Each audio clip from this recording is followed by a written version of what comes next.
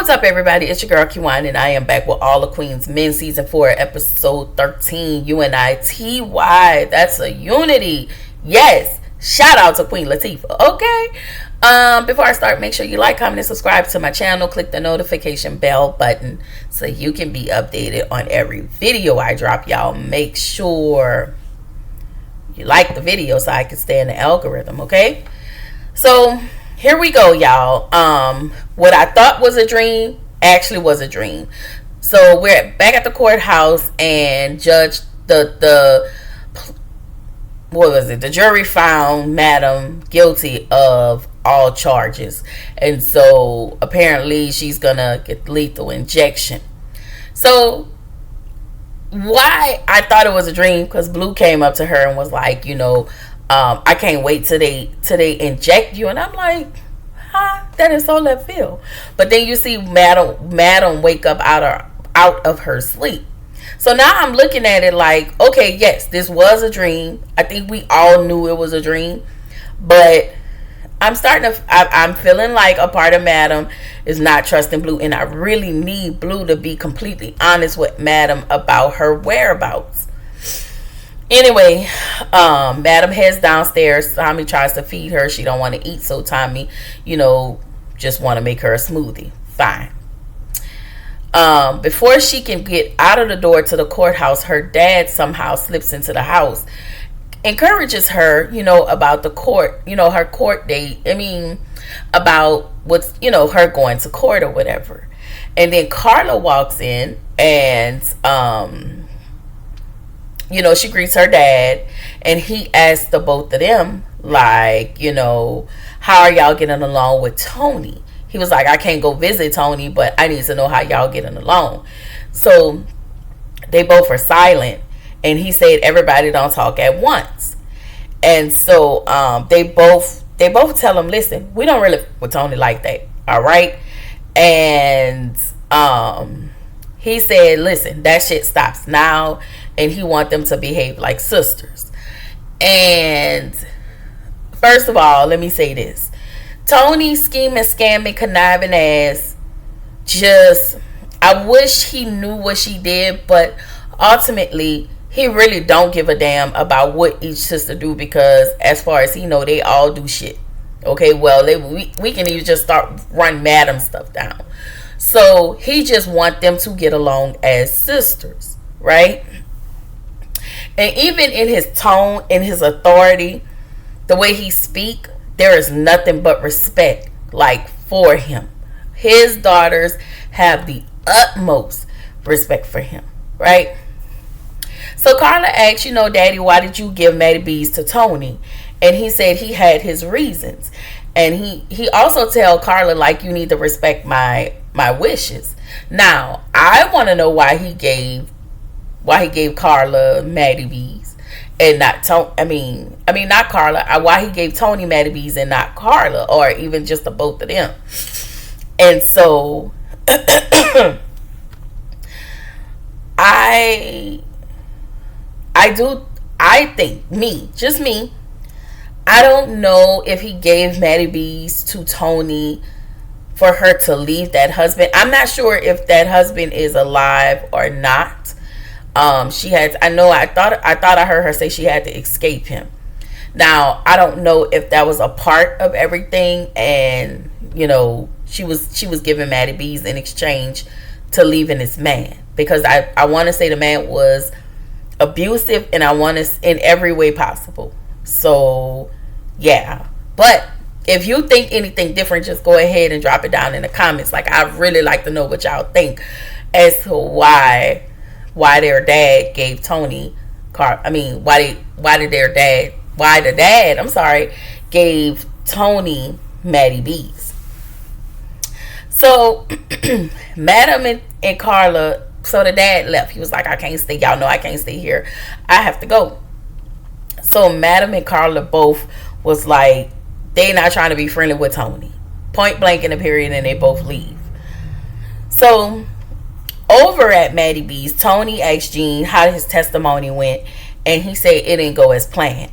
Sir, your nasty ass was so busy looking between Madam's legs that you couldn't even you couldn't even concentrate on the questions that they were asking you.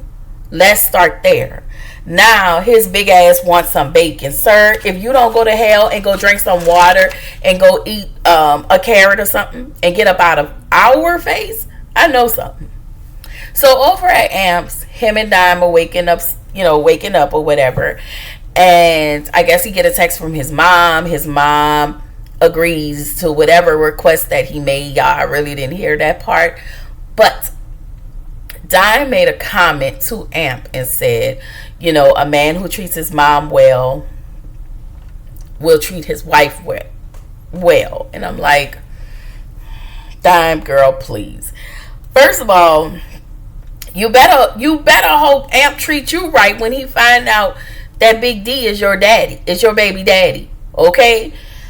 Girl, I don't even know if Amp is going to even consider you to be his fiance at this point. I don't know. Okay? So y'all, back in the courthouse, we got all of the men eating on the stand, right? We start with Ronnie Mercer, aka Midnight.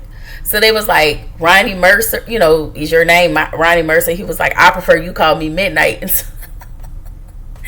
so Detective Ross was like, well, no, I'm going to call you what your government name is. I was like, this hoe. Like, I know we supposed to be respectful to the police and all of the things, but them two heifers be irritating the hell out of me, right? I will say this. Midnight, out of all of the guys, not that anybody has folded on Madam, but for me, top tier, Midnight would never fold. Not ever. You never have to question Midnight. And that's just my personal opinion. So Doc is on the stand, Babyface, Fuego, Amp, Dime, and Tommy. And Tommy goes into he is put in contempt. He's held in contempt. Why? Because he kept telling them, get your mammy to do it. Get your mammy to. Everything was about their mammy pretty much. And I was like, really? So we really gonna make Tommy, who rarely uttered 2 to 3 words, a comic, all of a sudden we just gonna change him to the comic relief. All right. Anyway, we get to the next scene, y'all. Tandy is making phone calls so she can make sure the property that Madam wanted was in eminent domain. And while she's doing all of that, y'all, she got Quincy down there eating her cat. Okay? Let's just call a thing a thing. All right? I guess she figured, listen, the daddy can do one thing, but I need to see what his seed can do. When I tell y'all, Tandy is a nasty hoe. If I ain't never seen, listen, I wouldn't do that. Not me. Not ever. Not no. I mean, they say you ain't supposed to say never, but for me, no. However, Tandy is a nasty ass Madam Mayor, nasty ass hoe. Okay, she just nasty. All right. So in the next scene, Trouble is on the stand, and Trouble explains how Madam expect a lot, and they asked her to kind of explain that, and she was like, well, Madam expects loyalty. And so they asked Trouble if she's happy at her job. Trouble says she's happy, and then she says but before Trouble can explain the rest, Madam spills coffee all over her dress. And so the judge gave them 10 minutes for Madam to get herself together. So within those 10 minutes, she has smoke. She needs smoke to unalive Trouble on the stand before she gets back on the stand, right? So of course y'all know he agreed to do it. She feels like Trouble is a liability and Trouble can get her caught up, right? So in the next scene, over at Doc's house, first of all, y'all know that's my baby daddy. Naima heads over there. So he was like, how the hell you get my address? Of course y'all know she worked for Atlanta PD, so she can get whatever she want. And so she puts him on notice that I know it was you that spiked my drink, because you were the one that handed me my drink, right? And so he was like, I don't know what you're talking about. And y'all know he had to deny it because, listen, if my man go to jail, he have a lot to lose. We got a good thing going on and he don't want to lose me. So, sir, plausible deniability. No, I'm just kidding. I'm kidding. So Naima, first of all, let me just point this out.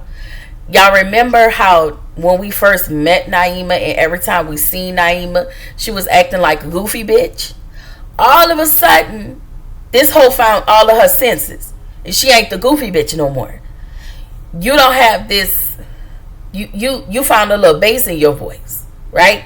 Not only did you found all this bass in your voice and all of this audacity in your throat to first of all come to my man's house, because if I was there, I would have whooped your ass for even coming over there. Okay, don't play with my man. If he said he didn't do that shit, he didn't do that shit. Okay, find somebody else. Even though my dumbass man decided to do it, so. I'm just wondering if that whole pick me thing was an act. Whatever.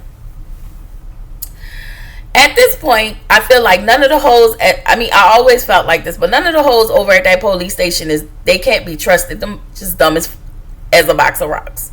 Alright?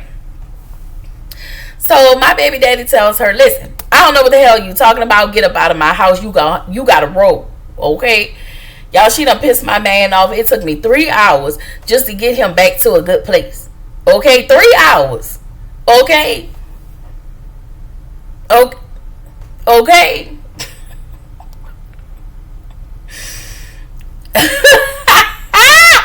I'm kidding. Anyway, at this point, we got Trouble on the stand. And Trouble looked a little nervous, right? And D.A. Rods started to ask Trouble questions. Now, at this point, Trouble is denying everything. And Smoke then enters the courtroom. And then Madam signals him as a never mind. And so Smoke leaves out of the courtroom. So D.A. Rods has a paper in her hand and said, Trouble, this is the sworn deposition that you signed. So either you're lying now, and lying, perjury can get you locked up, or you were lying then. So, or you were lying then. Whatever it is, D.A. Ross was like, we feel like you're lying at this point. And Trouble was like, listen, Detective Davis offered me money to lie on Madam. And so at this point, Detective Davis is pissed. She was like, you lying bitch. Like, she's just mad at this point. And I was like, my God. So we get to the next scene. She outside when I say she, I mean Detective Davis. She's outside contacting Lola. Of course, no answer. She tells, she leaves the voicemail and say, hey, I need you to call me. I'm getting worried. And Trouble walks out, after that phone call is made. And so Detective Davis confront Trouble about what she said up on the stand. And she said, you can go to jail for perjury. And she handcuffed her and sent her off to jail for lying on the stand. Anyway, Madam, I guess we was a recess. I don't know what happened, but I guess court was over at this point. So Madam bailed both Midnight and Tommy out of jail, because y'all know Tommy was held in contempt, which is why he had to make bail. And then she saw what Midnight came out in the jumpsuit, but she didn't know what was going on with Midnight. So she tells Tommy, they're outside standing at the car talking. She was like, Tommy, you didn't have to do all that. He was like, Madam, I don't like lying, how they're lying on you or whatever. I don't know. She was like, Tommy, listen, just plead the fifth. That's all I really need you to do. Don't say nothing else, but just plead the fifth. And so, he said he didn't like how they were talking poorly about Madam. Y'all know how he felt about Madam. And so she was like, listen, I just need you to plead the fifth. And he was like, all right, cool. And so Midnight come out, and she was like, what's up? Like, and he was like, it's this Renee, she crazy. She, falsely accused me of rape. And so she was like, well, what you need me to do? Y'all know Madam down for her people. The people that's down for her, she down for them. And she asked Midnight, she was like, listen, why did you come and tell me? And he was like, listen, with all the stuff you have going on, that was the last thing I wanted to tell you about. And I can respect Midnight. So she was like, listen, what you need? And he was like, nah, I'm gonna take care of it. I got it. She was like, you sure? He was like, yeah. He said, I'm gonna handle it. So she was like, bet. So we get to the next scene. Blue in therapy, talking about Cat. And then she talk about being loyal to her boss. And so the light-skinned Jamaican lady, she wants to unpack that. Let's unpack that. Okay? Blue, don't you go in there unpacking shit. Don't be no dummy. Don't you unpack nothing. Don't unpack a whole ass thing. As a matter of fact, pack your shit and leave. Okay? If you know what's good, pack your shit, leave, and go tell your boss what's been happening and where you been. That's the only thing I have to say about that. So Fuego's at home. Police knocks on his door. They're asking about a disturbance from the other night. Fuego was like, no, I was at work. I'm usually never home this time of night. And I'm working. So y'all know, y'all have Fuego shaking like booty meat because this is outside of his character, okay? So he think the drone somehow is people following him. So he tripping at this point. So y'all remember last week, Madam went to the barbershop to find out who the hell was Jamal. So she goes back to the barbershop, and we actually find Jamal. Jamal ain't nothing but a goddamn snitch. All right? She was like, listen, where did you get all that stolen merch from that you stole from my club? All she did was put the gun to his head, and he told it all. She was like, you a snitch. He was like, but you had a gun to my head. And she was like, you right. And then she shot him in the leg. She said, next time, make him work hard for it. I was like, okay. Wasn't mad at it.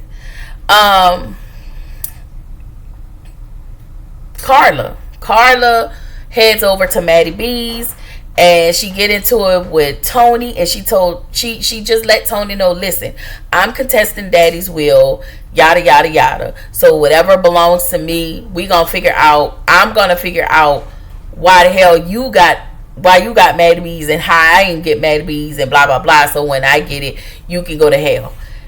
That was that. So we get to the VIP room. Madam comes in, and she rewards the boys for being loyal to her, and she got them a new fluffer. Okay, baby, when I tell you this fluffer was ready, y'all seen how my man sat his ass down when that fluffer came. Okay, now did he say me? Because I fluffed him already. I fluffed him and prepared him before he got there. So you don't need a fluffer. Okay? I am your fluffer. I'm just saying. Okay? So, listen. The fluffer was like, do we want to do this one at a time, or do I need to do all at one time? Listen, fluffer. Mother fluffer, okay? Don't fluff with him. Don't fluff with Doc. You can fluff with everybody else, but don't fluff with Doc. Okay? I fight about mine. I whooped ass about my man. Okay? Don't play with him. Anyway, what's understood didn't need to be explained. Alright? So Naima goes down to the police station. She asks Detective Davis to help her prove that Doc didn't drug her. When I tell you Detective Davis almost broke her neck, this is where we learn you still like that man. But I'm gonna beat your ass too. You still like that man. Okay? He gave you the business. He gave you the business. You liked it and you loved it. You almost thought Naima had it because she was like, well, did you go over there? Did you sleep with her? If she did, what is that of yours? That have nothing to do with her job or anything like that. But if y'all notice, when Naima was like, no, I didn't do any of that, it was a whole relief. It was like her breathing and her whole tone changed. And she was willing to help Naima. But she still covered for Doc. She was like, well, his boss, madam, probably told him to do it, but I'm going to help you. When I tell y'all that Detective Davis ain't shit, and Doc, you better not trust that hoe, not ever in this life again. If she want to fix, tell her to go somewhere else and get a damn fix, because she ain't coming to you. You know, I just was looking like, I know the hell you lying to me. Girl, she got mad, girl. That neck almost snapped. Like that neck turned all the way around. Okay, not that neck, but her head turned all the way around, baby. She was about to have a full-on panic attack and a heart attack. Girl. So anyway, y'all, Babyface asked Midnight about his doctor. Midnight was like, listen, what you need with your peen ain't working? He was like, no, my knee don't work. He was like, but that's a peen doctor. And Babyface was like, I know, but I need him to fix my knee. And Midnight was like, but that's two different things. He was like, I get what you saying. But if he into that medicinal, what he say, medicinal medicine or herbal medicine or whatever, earthy, herbal, medicinal medicine, I don't know. He was like, I need it. And so, you know, y'all know, Midnight is a cool dude. I think Midnight is a cool dude, right? So he was like, you know what, I got you. We left it on that. So Trouble and Attorney Lovett goes to Madam's office. She thanks Trouble for being loyal. And I was like, was she though? So she tells Trouble, listen, go home. Now, for me, I wouldn't be surprised if she sent Smoke to take Trouble out, even for agreeing to get on the stand. I don't know, but it wouldn't be far-fetched. Like, it just would not for me. It wouldn't be far-fetched, right? So we get to Amp. He sees Midnight, and he was like, listen, was asking him about the stuff with Renee, and Midnight was like, but I didn't do it. And Amp was like, it's a lot of niggas in jail that did stuff that they did not do, right? So he was like, we can prove it. At this point, Amp is willing to help him get out of this trouble and stay out of this trouble. I would not, because didn't we see Renee? Now, on my TV, when you go into the BET Plus app and you see like the thumbnail for the episode, Renee was sitting in Matty B's, but we did not see that. We didn't see that on the screen. So hopefully that might be on the next episode. I wouldn't be surprised if Renee was working with somebody. I just don't think Renee was working with I'm sorry, y'all, hold on. I just don't think Renee was working with, what's his name?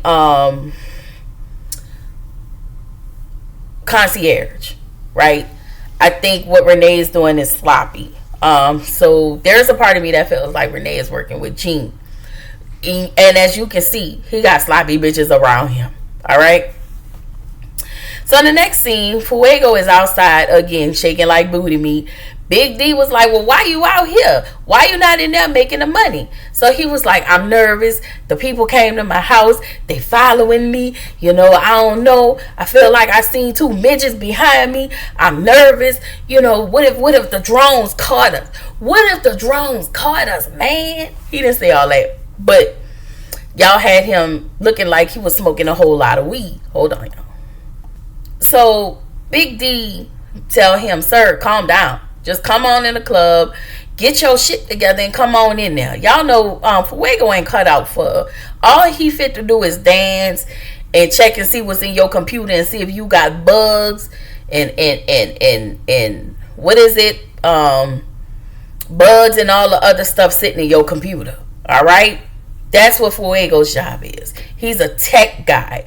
He's a tech by day and a stripper at night. All right. So Tony in the next scene talking to Gene about Carla contesting a will. And when I tell y'all, my baby daddy walked in, heard the entire conversation, how those two were working together to try to take Madam down. That's all my baby daddy need. And all you need to do is listen, take your ass straight to Madam, and let her know what's going on. But by then, Madam had already found out where the girls was at. The girls that robbed her, that robbed the club. And it was the girls that told her Gene hired them. And they didn't know details. All they knew was, they didn't know the whys. All they knew was the where and the what. And that's all they did. So Madam told the girl, listen, call Gene, tell him, set something up so you can meet him. And she did. And that's where the episode ended. So we ain't gonna see Turkey Neck no more after next week. All right. If you have not, make sure you like, comment, and subscribe to my channel. Also, shout out to the new subscribers that have came along between yesterday and today. Like, shout out to y'all. All right. And one more thing, I know tonight is the last episode for it, and just like that, but y'all, I really need to get some rest. And I will bring that to y'all sometime tomorrow, as well as the lineup on what's happening, whatever BMF, with the shows that come on. So probably sometime tomorrow afternoon, I can give y'all those episodes or whatever. That's it. That's all I have. Yes, I need to preserve my voice, my energy. I am coming down with something. I am trying my best to get it back to where it was, so I can be back to regular, okay, especially by Saturday, because y'all gotta go get my hair done, okay? Not that that's y'all business, because y'all ain't nice for that. Anyway, I will see y'all sometime tomorrow, so y'all have a good one. Bye.